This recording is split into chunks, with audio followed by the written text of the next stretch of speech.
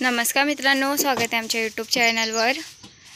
तर तुम्ही म्हणताय की इनब्रीडिंग म्हणजे आम्ही हा घरचा बोकड तयार केला आहे, त्याच्यामुळे आमच्या करडांची वाढ होत नाही आहे। तर मी व्हिडिओमध्ये भरपूर वेळा सांगितलंय की ह्या आत्ता ज्या आमच्या शेळ्या खाली होतील ना, ह्या आम्ही आमच्या बोकड्यांनी लावलेल्या आहेत, त्यांची अजून पिल्लंच आलेली नाही। तर तुम्ही कसं म्हणताय की पिल्लं बारीक आहे?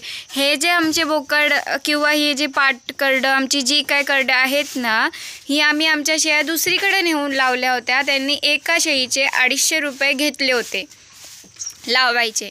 तर अशा आम्ही आमच्या शेळ्या दुसरीकडे जाऊन लावून आणलेल्या आहेत आणि त्याची ती पिल्लं आहेत। आणि ती पिल्लं जास्त न वाढण्याचं कारण आहे, ती पिल्लं झाले जानेवारीमध्ये, 1-2 पिल्लं झालेत 1 तारखेला आणि मग 5-6 दिवसांनी ही बाकीचे सगळे एकाच दिवशी झालेले आहेत, 5 ते 6 दिवसांनी।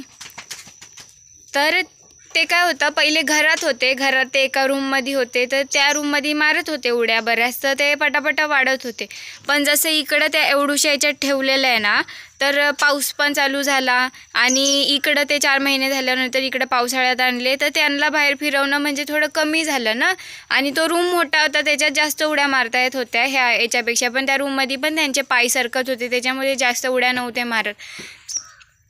तर हे यांना इकडं आणून ठेवल्यापासून मम्मी माझी बाहेर फिरवते, इथं ह्या एवढ्या ह्याच्यात खायला प्यायला टाकून त्यांना फिरवते, पण पावसाच्या याने बाहेर नाही फिरवता येत ना त्यांना, त्याच्यामुळे त्यांची वाढ खुटलेली आहे मित्रांनो।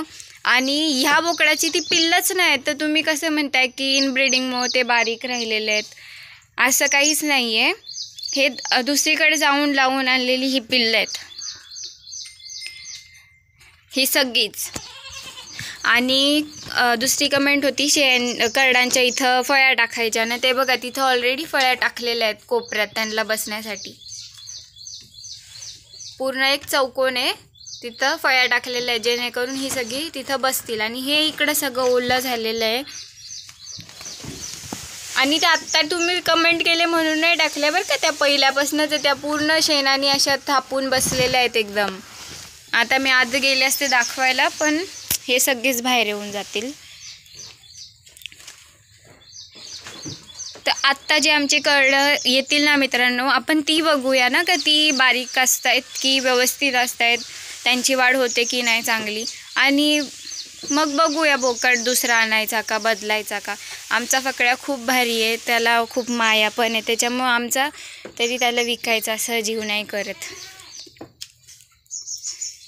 नाही तर काही काहींचे बोकडे खूप ॲग्रेसिव्ह असतात।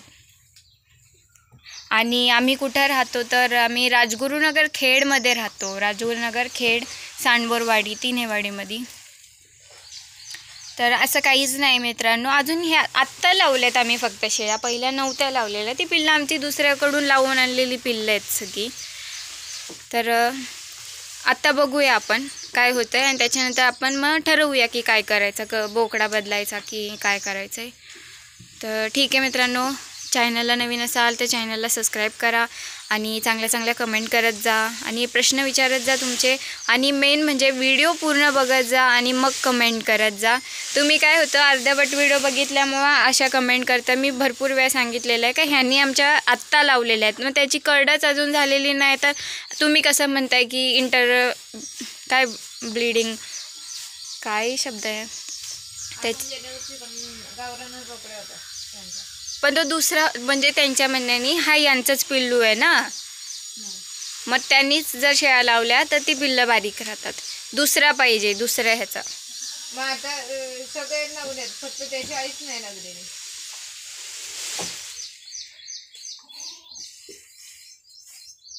आणि भरपूर लोक असं करतात मित्रांनो, स्वतःचा घरचा बोकड तयार करतात आणि त्यांनी शेळ्या लावतात।